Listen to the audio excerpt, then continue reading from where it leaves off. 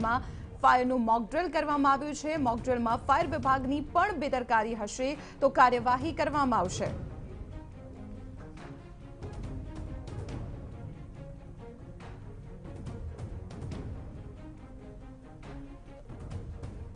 Fire विभाग द्वारा જોઈ શકાય છે કે એક મોક ડ્રીલ હોસ્પિટલની અંદર આયોજન કરવામાં આવ્યું છે કે હોસ્પિટલની અંદર જે રીતના આગ લાગતી હોય છે ત્યારે ઉપર જે લોકો રહેલા જે રીતના આગનો મેસેજ આપતાની સાથે ફાયર વિભાગની અલગ અલગ જે ટીમો છે અહીંયા પહોંચતી હોય છે, તમામ જે અધિકારીઓ છે અહીંયા પહોંચતા છે અને આગને જ્યારે હોસ્પિટલમાં આગ લાગે છે ત્યારે સૌપ્રથમ કઈ રીતે સ્ટેપ બાય સ્ટેપ આગને બુઝાવવા માટેની કામગીરી કરવી, લોકોને બહાર કાઢવા માટેની જે કામગીરી કરવી, તમામ જે છે તે સ્ટેપ બાય લેવા છે। જોઈ શકાય છે કે એક પછી એક જે ક્રેનો છે, ક્રેન સાથે ફાયર વિભાગની ટીમો છે તે અહીંયા પહોંચી ગઈ છે, કારણ કે જે મોટી સંખ્યામાં મોટી હોસ્પિટલ હોય છે, હોસ્પિટલની અંદર દર્દીઓ બી સામેલ હોય છે એટલે એમ્બ્યુલન્સો પણ અહીંયા જોવા મળી રહી છે। ખાસ કરીને આ જે ક્રેન છે, ક્રેન મારફતે લોકોને અહીંયા ઉપર બચાવવા માટેનો જે પ્રયત્ન છે તે અહીંયા કરવામાં આવતો હોય છે। એટલે કે કહી શકાય સુરત મહાનગરપાલિકા દ્વારા જે અધિકારી છે તેમની સાથે વાત કરવાનો પ્રયત્ન કરીશું, કારણ કે મોકડ્રીલનું આયોજન કર્યું।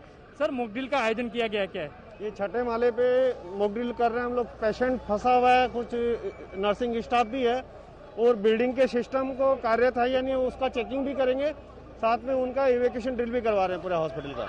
सर, मतलब हॉस्पिटल में बाहर से बिल्डिंग में कोई एलिवेशन होता है तो उसमें और मोकड्रिल में कोई खामी दिखा देती है तो क्या नोटिस या आता तो कोई कार्यवाही की जाएगी? पहले इस हॉस्पिटल में हमने मॉकड्रिल किया था अगाऊ में, तो ये एलिवेशन की वजह से प्रॉब्लम आया था, वो सब निकलवाया अभी इसमें।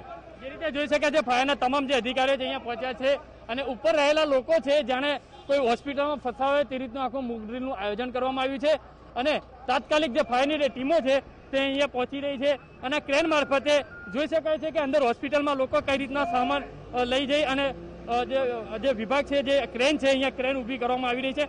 આ જ રીતે એમ્બ્યુલન્સની પણ વ્યવસ્થા અહીંયા ઊભી કરવામાં આવી છે, કારણ કે જે દર્દીઓ બહાર નીકળતા હોય છે તેમને બીજી હોસ્પિટલની અંદર ખસેડવા માટેની જે કામગીરી છે તે અહીં કરવામાં આવતી હોય છે। સુરત મહાનગરપાલિકા અને સુરત ફાયર વિભાગ દ્વારા અત્યાર સુધી 101 જે હોસ્પિટલો છે તેમથી વધુ જે નોટિસો આપવામાં આવી છે, કારણ કે ત્યાં ફાયરની કેટલીક સમી દેખાઈ હતી।